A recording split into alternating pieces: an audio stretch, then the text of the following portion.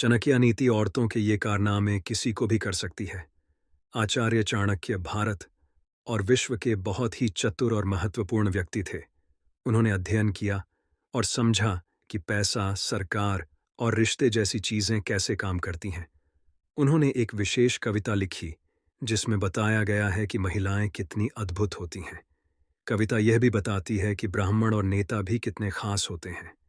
एक राज्य में एक बहुत शक्तिशाली राजा था जो बुद्धिमान और जानकार लोगों का सम्मान और समर्थन करता था।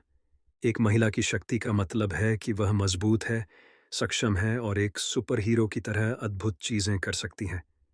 चाणक्य कहते हैं कि स्त्रियों में एक विशेष शक्ति होती है, उनकी मधुर वाणी।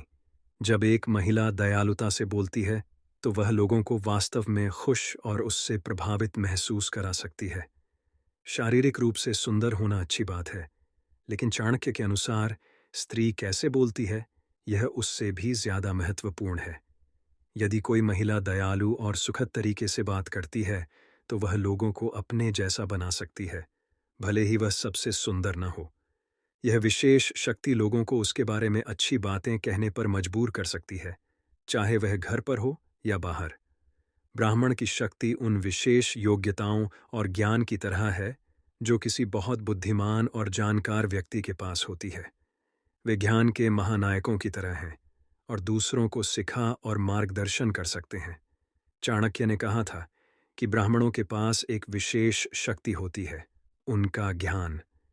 यह शक्ति उन्हें दूसरों से भरपूर सम्मान दिलाने में मदद करती है। ब्राह्मण अपने ज्ञान से किसी को भी दोगुना शक्तिशाली बना सकते हैं। एक राजा या नेता की शक्ति प्रभारी होने और लोगों के एक समूह के लिए निर्णय लेने जैसी है।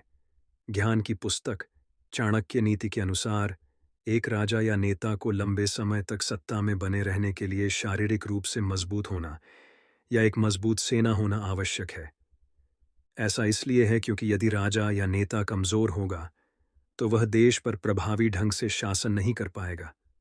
वीडियो अच्छी लगे तो हमें सब्सक्राइब करें।